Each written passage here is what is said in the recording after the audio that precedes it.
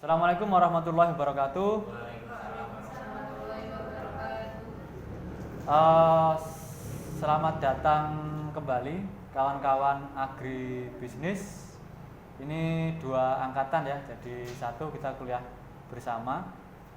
Alhamdulillahirobbilalamin, kita masih bisa berkumpul di sini dalam kondisi, monggo langsung menempati tempat yang tersedia. Alhamdulillah kita masih bisa berkumpul di sini dalam kondisi sehat walafiat. Pertemuan kemarin kita sudah membahas berkaitan dengan biodiesel. Terus sekarang kita membahas bioetanol, masih sama-sama bio-bionya gitu ya. Jadi energi baru terbarukan yang berasal dari tumbuhan gitu kan ya. Dari bahan-bahan nabati, dari bahan-bahan makhluk hidup seperti itu. Terus bioetanol ini juga dihasilkan dari produk-produk pertanian ya, produk-produk agri juga.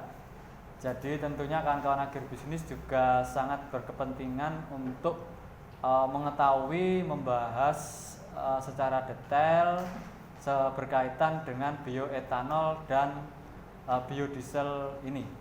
Karena nanti produk-produk agriculture, produk-produk pertanian itu nanti juga banyak yang kemudian dipakai sebagai bahan baku untuk pembuatan biodiesel dan pembuatan bioetanol. Seperti itu. Itu signifikansinya atau pentingnya mengapa kawan-kawan harus mempelajari biodiesel dan bioetanol ini. Nah, langsung saja kawan-kawan, saudara-saudara sekalian, apa sih bioetanol itu? Jadi bioetanol itu adalah suatu bentuk alkohol yang dihasilkan dari proses fermentasi. Nah, kemudian yang difermentasi itu kebanyakan adalah dari karbohidrat, yang mana karbohidratnya ini berasal dari dari gula atau sugarcane ini, atau dari pati-patian. Pati-patian ini misal dari yang banyak dipakai itu jagung misalnya ya, jagung atau corn. Terus kemudian selain itu, selain dari karbohidrat, dari starch atau dari pati-patian, dari pati, juga dari biomasa selulolisik.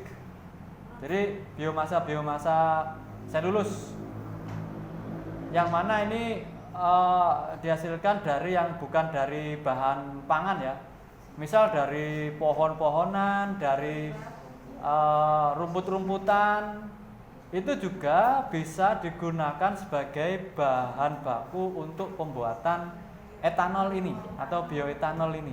Seperti itu. Ini menarik.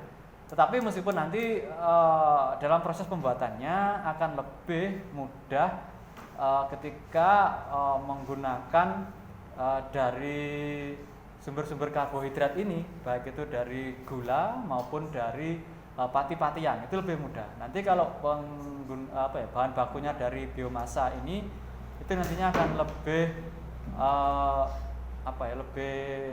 membutuhkan banyak proses lagi, itu istilahnya. Nah, kemudian jadi secara umum, secara prinsipnya itu bioetanol ini bisa digunakan untuk menggantikan petrol atau bensin. Jadi Pertamax, Pertalite, Premium, itu jenis-jenis bensin itu bisa diganti dengan bioetanol ini gitu kan. Tentunya nanti juga bisa jadi memerlukan mesin tersendiri atau modifikasi mesin, atau nanti kalau tidak dimodifikasi ya dibuat perbandingan bioetanolnya berapa persen, terus petrolnya atau Pertamax, Pertalite-nya, Premiumnya itu bensinnya itu berapa persen, itu nanti bisa diatur kalau tidak mau memodifikasi mesin. Terus kemudian bioetanol itu seperti saya terangkan tadi itu juga sebagian besar dihasilkan dari gula ya. Di bahan bakunya bioetanol itu dari gula dan dari selulus atau serat-serat tadi itu. Misal kalau serat ini ya dari tadi itu disebutkan dari rumput dan dari pepohonan juga bisa ternyata dipakai ya kan kawan. Yang mana melalui proses fermentasi. Jadi harus difermentasi dulu. Kalau nggak difermentasi ya tidak bisa gitu kan kawan. Kalau namanya fermentasi pasti nanti akan melibatkan mikroorganisme, akan melibatkan yeast namanya ya, yeast atau ragi itu, atau nama ilmiahnya yang sering dipakai itu Saccharomyces cerevisiae, itu nama ilmiah mikrobanya itu kan kawan ya, atau yeastnya itu. Terus kemudian, nah jadi pada prosesnya ini mulai masuk proses. Jadi bahan bakunya itu bisa dari gandum, dari jagung, dari sugarcane atau dari tebu ya. Dari tebu itu atau jenis tanaman-tanaman lain atau tumbuhan-tumbuhan lain yang bisa menghasilkan atau tersusun dari gula, itu bisa untuk digunakan bahan untuk bahan baku pembuatan bioetanol itu kan ya. Jadi ada secara umum ada tiga cara ya, atau tiga metode untuk menghasilkan bioetanol ini kan kawan. Pertama langsung dari gula atau dari sugar ini langsung bisa diberi yeast tadi itu atau Saccharomyces cerevisiae, difermentasi sehingga bisa menghasilkan etanol. Atau tadi itu disebutkan ya dari tepung-tepungan tadi itu atau dari starch, tepung gandum, tepung jagung. Tadi itu harus diubah dulu menjadi gula, baru setelah menjadi gula itu nanti difermentasi dengan menggunakan Saccharomyces cerevisiae atau dengan menggunakan yeast tadi itu, kemudian baru menghasilkan etanol gitu loh. Dulu kalau nggak salah ini ya, siapa namanya? PKM-nya jenengan ya, program kreativitas mahasiswa itu membuat gula dari tepung ya, kalau nggak salah. Faris ya. Hah? Buah naga.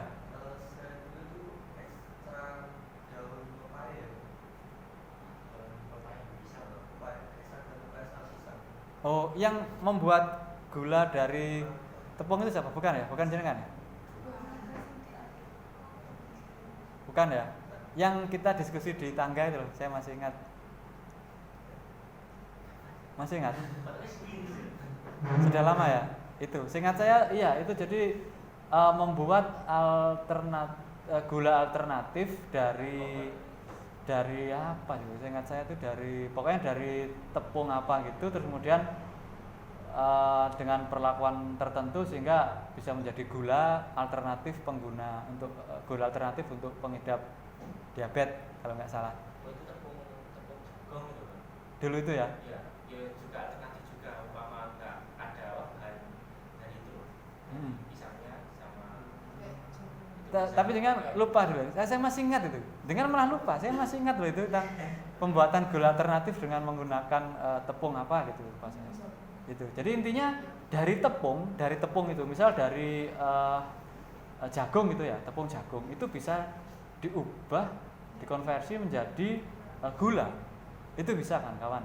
Nah, baru nanti setelah menjadi gula itu nanti baru difermentasi, kemudian bisa menghasilkan etanol. Jadi ada step-stepnya gitu ya, ada 2 step. Nah, ada lagi yang dari selulosa atau dari hemiselulosa itu langsung nanti difermentasi bisa menghasilkan etanol. Nanti itu ada, nanti kita bahas proses-prosesnya ya, saudara-saudara ya. Nah, ini proses-prosesnya.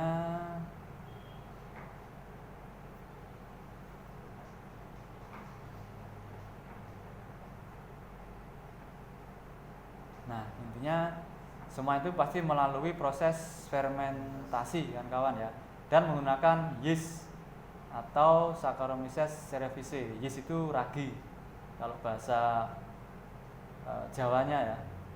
Nah, ini untuk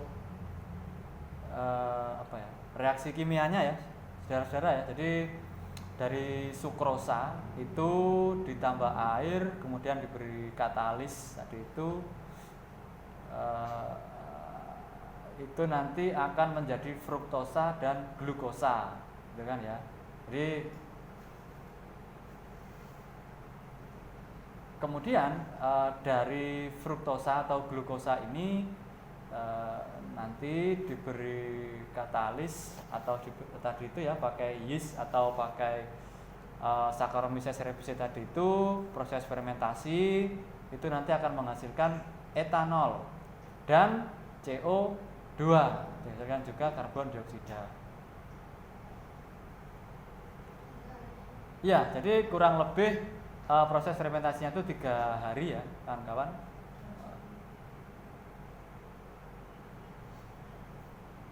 Nah, terus selanjutnya setelah dihasilkan dari proses fermentasi tadi itu, tentunya dalam skala besar ya, saudara-saudara ya, dalam skala besar pakai reaktor besar seperti itu. Terus biasanya itu pada etanolnya itu masih banyak mengandung air, gitu loh. Yang mana air ini harus dibuang gitu ya, harus dihilangkan gitu kan. Makanya ada proses lagi itu di destilasi ya. Di destilasi ini jadi campuran air dan etanol tadi itu digodok gitu ya, dididihkan gitu. Iya, terus selanjutnya disuling gitu kan kawan. Karena titik didih etanol itu ini ya berbeda dengan air ya, sehingga nanti akan bisa terpisahkan antara air dan etanol gitu. Nanti sehingga dihasilkan etanol yang kandungan airnya lebih rendah kan, atau bisa jadi tanpa kandungan air sama sekali kan, murni 100% etanol gitu kan kawan. Tuh. Nah, terus kemudian seperti yang saya sebutkan tadi, jadi bahan untuk proses fermentasi untuk menghasilkan etanol ini itu bisa dari tumbuh-tumbuhan ya, terutama dari patinya atau dari tepungnya itu. Terus tadi itu juga kalau menggunakan biomasa, maka daun-daun dan batang dan itunya juga bisa dipakai kan untuk proses menghasilkan etanol ini ya, saudara-saudara ya. Terus kemudian nah misal gini, kalau di beberapa negara itu penggunaan bahan baku untuk bioetanol ini berbeda-beda ya, itu tergantung dari ketersediaan bahannya dan kemudahan pemrosesannya gitu. Terus kondisi climate atau kondisi climate? Ayo. Climate change itu apa? Climate? Perbedaan climate. Ini loh. Climate. Apa bahasa Indonesianya? Climate change. Musim.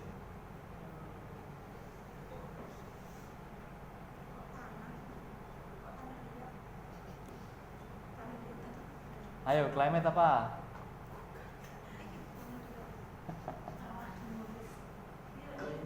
Hah?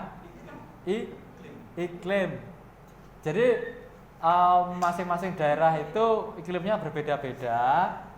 atau climate-nya ini berbeda-beda, sehingga nanti berhubungan dengan cocok tidaknya suatu tanaman di produksi besar-besaran gitu loh kawan-kawan. Terus jenis tanah dan landscape-nya atau bentang alamnya bagaimana. Terus kandungan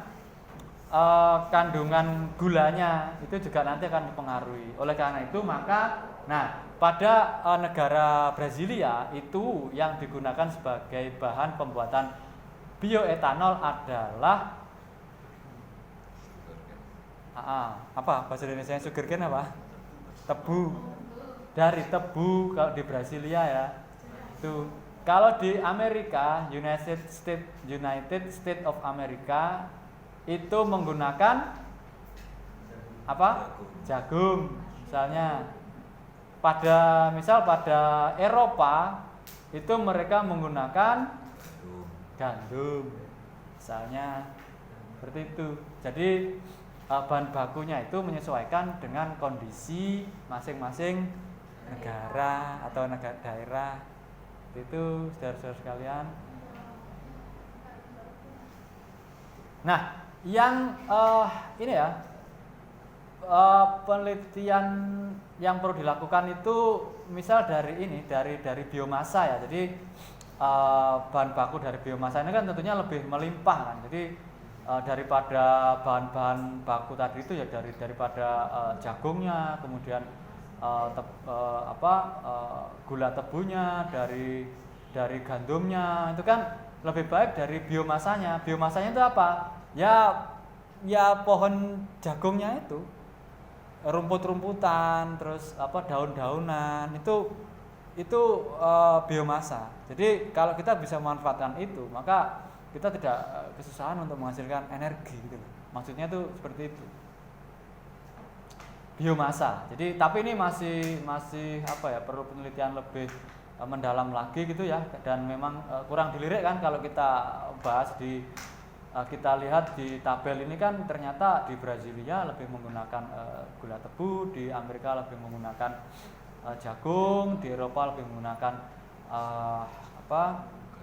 gandumnya daripada biomasanya itu, daripada pohon tebunya, daripada pohon jagungnya atau tebonnya kalau bahasa Jawa ya, atau pada pohon gandumnya gitu. Mereka ingin lebih mudahnya gitu loh saudara-saudara ya. Sehingga ya ini nanti akan jadi efek negatif juga, nanti kita bahas selanjutnya ya, perebutan antara sumber bahan pangan dengan sumber energi gitu kan. Petaninya kan nanti jadi ini kan kalau lebih menguntungkan, harga jualnya lebih mahal bahan untuk digunakan sebagai energi ya akan dipakai untuk energi ini, untuk bioetanol atau biodiesel. Kalau lebih mahal menguntungkan untuk bahan pangan ya akan digunakan sebagai bahan pangan. Di situ nanti diskusi lebih lanjutnya nanti yang menarik. Nah, apa ini? Jadi ini bahan-bahannya ini ya, pembuatan etanol sudah kita bahas tadi.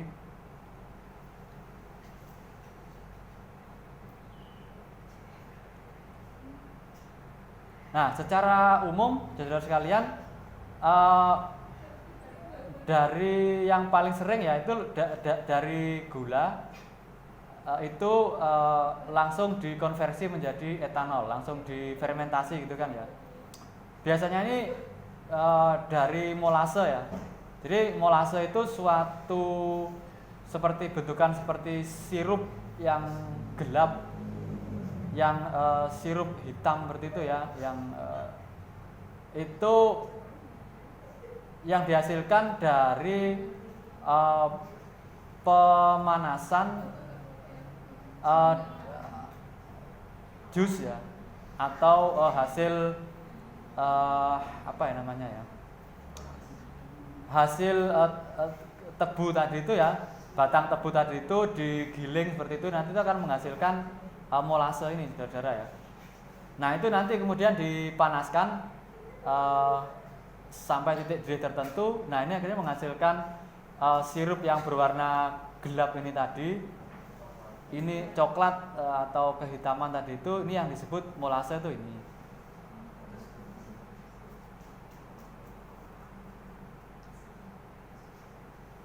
Dan ini nanti ini ya, molase ini mungkin bisa dikatakan sebagai hasil samping dari proses pembuatan gula ya, saudara-saudara ya, gitu. Sehingga ketersediaan molase ini juga terbatas, gitu. Sehingga produksi etanol juga bisa jadi kurang optimal kalau mengandalkan molase ini, saudara-saudara, gitu.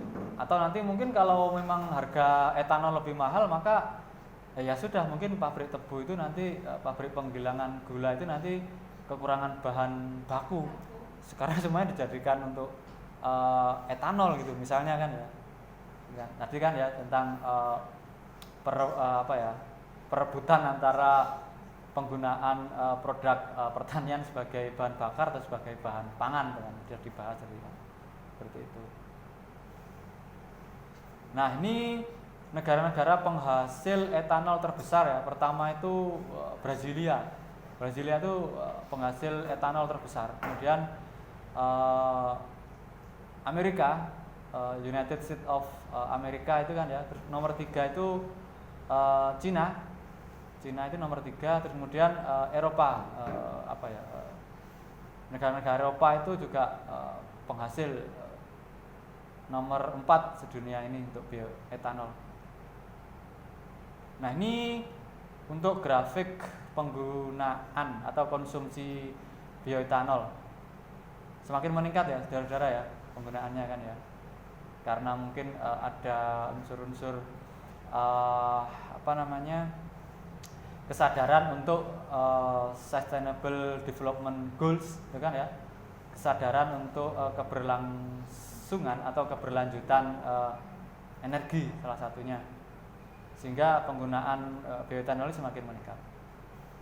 Nah, jadi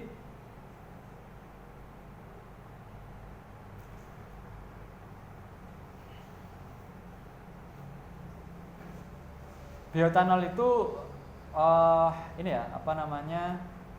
memiliki sifat-sifat, misal dia itu tidak berwarna ya. Bioetanol itu tidak berwarna. Dan dia ya seperti cairan bening itu aja. Terus kemudian dia ini bioetanol bisa digunakan untuk mengganti bensin ya, bisa untuk menggantikan premium,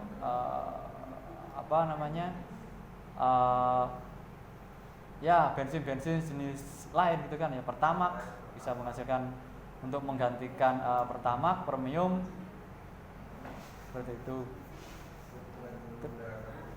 Terus kemudian ini yang paling banyak digunakan ya, bahan bakar alternatif yang paling banyak digunakan di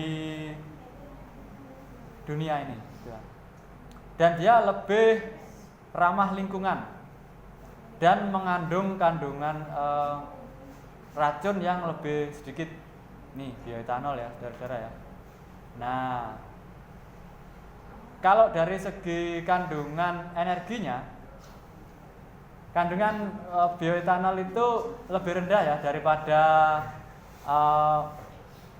gasoline tadi ya, daripada petrol tadi, itu lebih rendah energinya.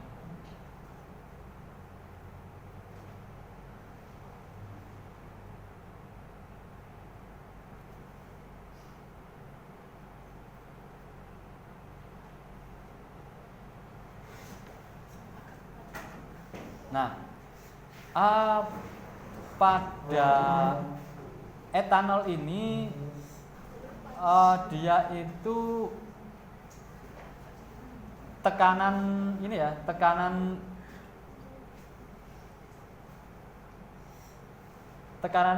lebih rendah ya. Jadi low vapor pressure ya pada etanol ini ya, sehingga lebih susah untuk menyalakan mesin. Gitu ya. Monggo silakan. Monggo, kalau terlalu dingin dikecilkan, tidak apa-apa hasilnya.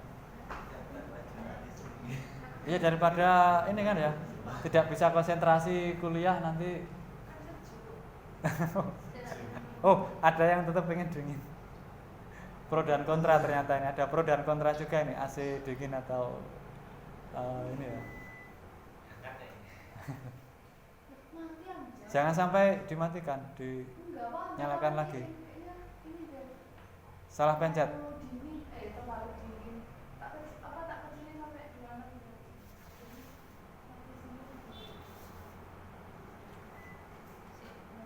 Jadi lanjut lagi ke materi. Pada bioetanol ini bilangan oktannya lebih tinggi ya daripada petrol, daripada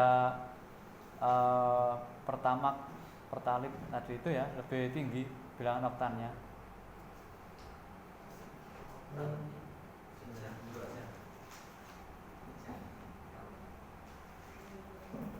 Nah, bilangan oktan tinggi ini maka ini ya meningkatkan efisiensi pada penggunaan bahan bakar pada mesin ya, saudara ya.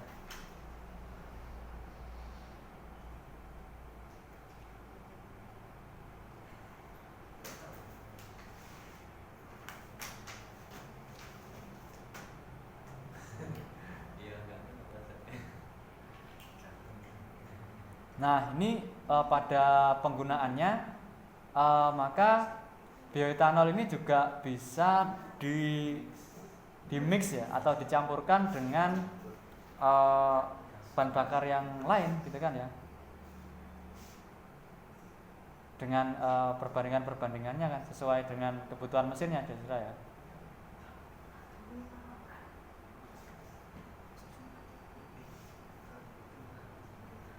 Ini kelebihan-kelebihannya bioetanol.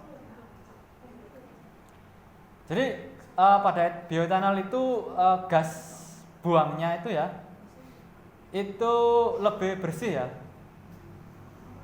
karena pembakarannya lebih sempurna, sehingga gas buangnya itu lebih, bisa dikatakan lebih bersih kan.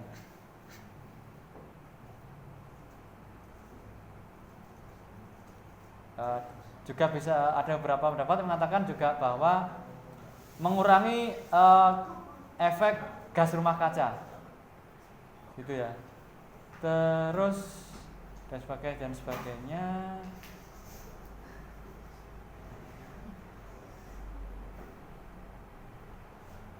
Terus kemudian bahan bakunya itu bisa dari apapun itu tanamannya ya, apalagi tanaman-tanaman yang mengandung gula dan mengandung pati, itu bisa digunakan untuk proses pembuatan bioetanol ini gitu, apapun tanamannya itu kan. Itu kalau mau menggunakan tadi itu ya, pembuatan bioetanol dari bahan baku gula atau dari tepung-tepungan.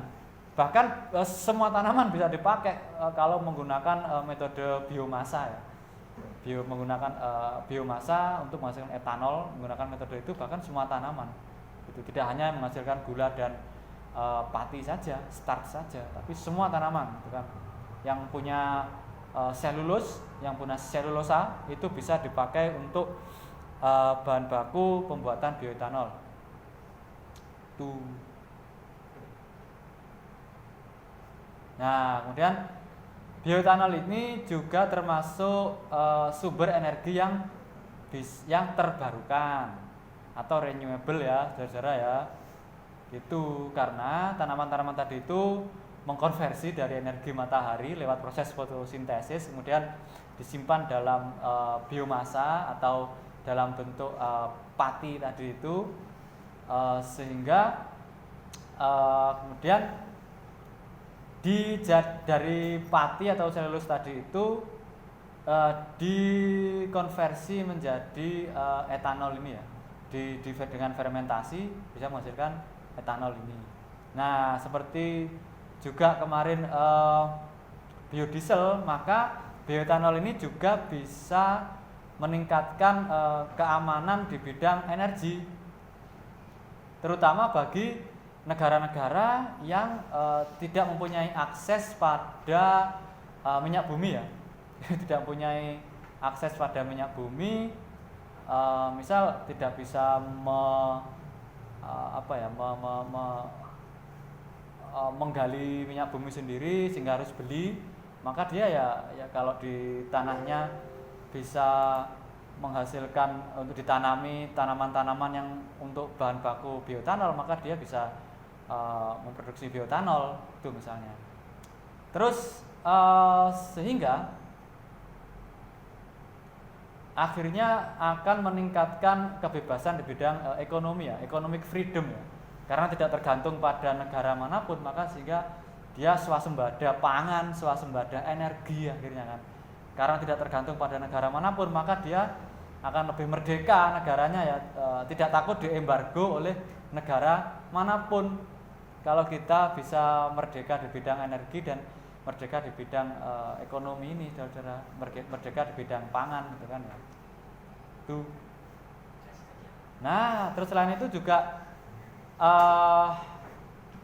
karena dia itu akan lebih mudah degradasi ya, degradasi secara biologis gitu, karena memang dia asalnya dari tumbuhan kan ya, sehingga juga mudah didegradasi, dan sehingga dia lebih aman lingkungan, dan dia juga tidak menghasilkan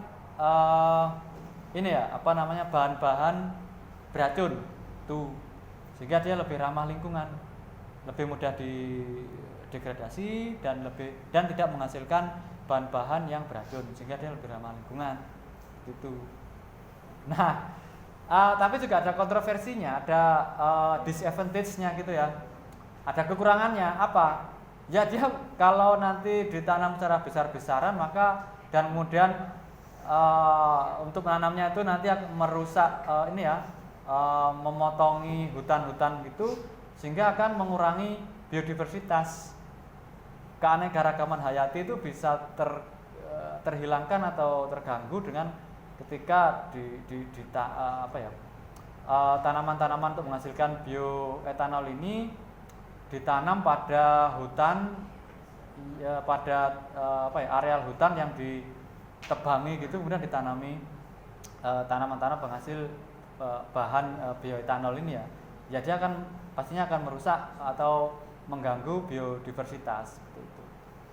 Nah, seperti yang saya terangkan tadi, itu juga kelemahannya antara penggunaan bahan-bahan baku, bahan pertanian tadi itu sebagai bahan pangan atau sebagai bahan bakar. Nah, ini kan juga menjadi perdebatan ini kayak kan. Petani atau pada proses rantai pasoknya itu nanti akan lari kemana, dilarikan ke energi atau digunakan sebagai bahan pangan, itu jadi perdebatan juga gitu kan. Seperti itu saudara. Nah juga bioetanol itu tidak seefisien pada petroleum atau bahan bakar dari dari galian bumi ya, gitu ya, dari minyak bumi gitu kan ya. Jadi kandungan energinya itu sekitar hanya 70% ya, dibandingkan pada minyak bumi kan kawan, saudara-saudara sekalian ya, hanya sekitar 70% gitu kan. Nah juga memerlukan mesin khusus atau perlu modifikasi mesin itu, karena bilangan oktannya cukup tinggi kan untuk bioetanol ini ya, gitu. Terus kemudian sudah dibahas tadi dan seterusnya. Ini kontroversinya ya, saudara-saudara ya.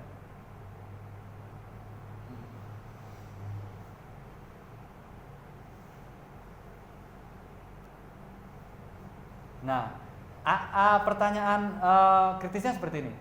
Apakah penggunaan bioetanol dan biofuel yang lain itu lebih ramah lingkungan daripada penggunaan bahan bakar dari minyak bumi gitu misalnya? Ya karena pada proses pemproduksian, proses produksi biofuel itu ternyata tidak sepenuhnya bersifat ramah lingkungan ya. Misal ya dalam proses penggunaan tetap menggunakan traktor ya.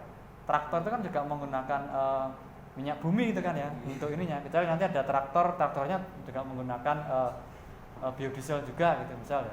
Dan juga memerlukan pupuk. Nah, proses pupuk pupuk sintetis itu kan ya.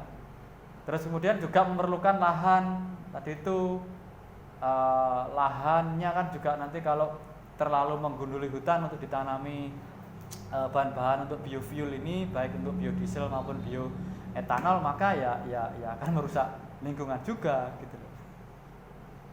Nah, jadi dikhawatirkan tuh dengan meningkatnya produksi biofuel, bioetanol dan biodiesel itu, maka semakin meningkat juga, semakin banyak juga hutan-hutan yang akan digunduli untuk ditanami tanaman bahan baku biofuel ini, untuk biodiesel maupun bioetanol ini. Ya efeknya nanti CO2 di atmosfer, di CO2 akan meningkat juga pada akhirnya gitu kan, saudara ya. Gitu.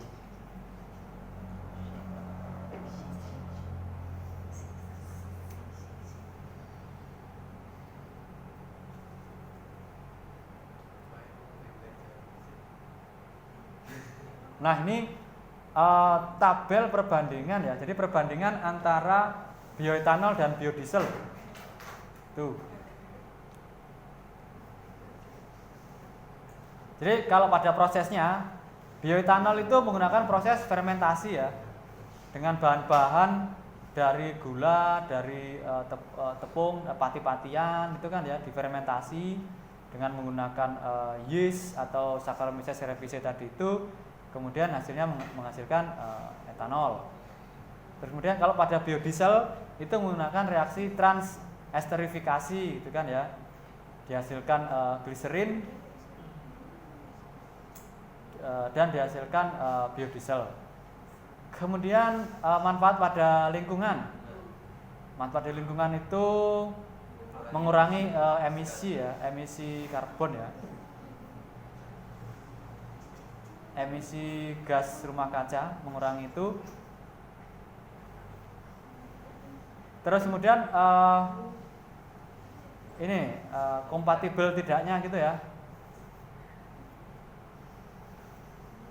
Jadi ini kompatibilitasnya, maka pada bioetanol dia menggunakan jenis-jenis mesin tertentu atau modifikasi mesin, atau dicampurkan pada dengan perbandingan tertentu dengan bahan bakar fosil ya, dengan Pertamax atau Pertalite itu atau dengan premium dicampurkan sekian persen dengan perbandingannya itu. Kalau pada biodiesel maka bisa langsung digunakan pada jenis diesel terbaru, mesin-mesin diesel terbaru, atau kalau yang lama perlu modifikasi. Nah, kalau pada harga bioetanol itu lebih murah. Kalau pada biodiesel itu lebih mahal, ternyata saudara ya. Ya? Oh ya. Kita pasang dulu sebelum tiba-tiba ini ya, saudara ya.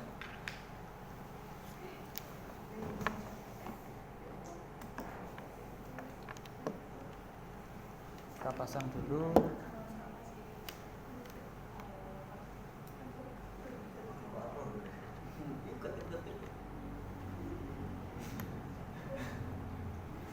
Ya, kita lanjutkan.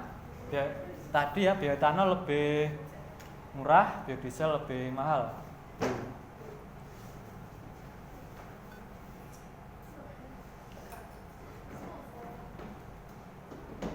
Kalau kandungan energinya ya, jadi bioetanol itu ada 93% ya per galonnya.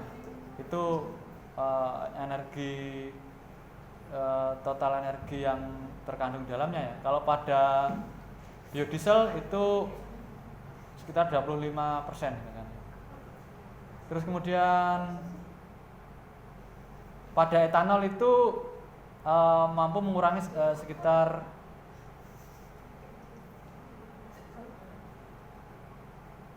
12% ya. Jadi 12% less greenhouse gas emission than the production and combustion of regular diesel ya. Gitu. kalau pada biodiesel sekitar 41% less compared to konvensional gasoline. Itu perbandingannya. Nah, kalau implikasi atau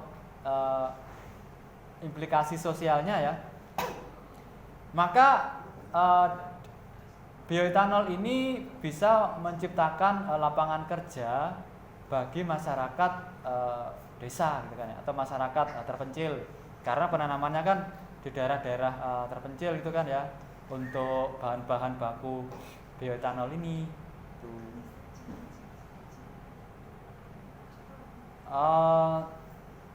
Juga ada kritik juga ya, misal di beberapa negara itu ternyata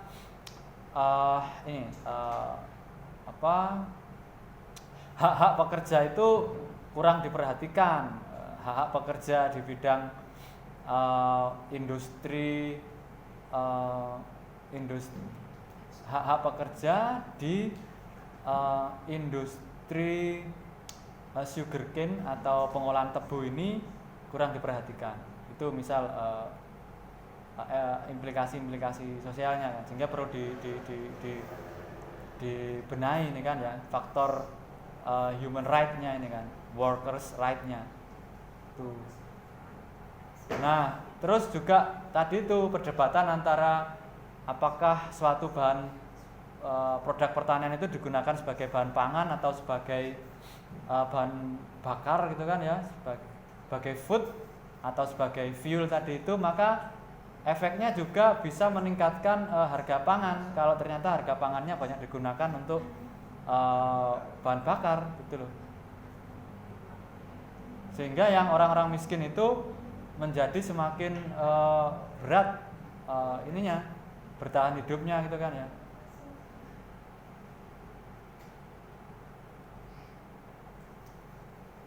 Ya pada akhirnya ketika industri bioetanol ini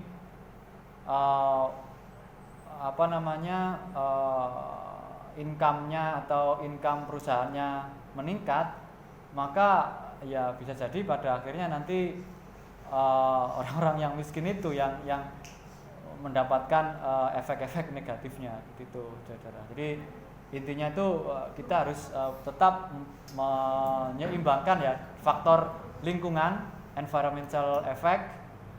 Jadi lingkungan harus tetap terjaga, kemudian faktor manusianya, pekerja-pekerjanya itu harus diperhatikan juga, hak-haknya dipenuhi semua. Dan juga ini pada perusahaannya juga harapannya juga meningkat juga laba perusahaannya, seperti itu maksudnya, saudara ya.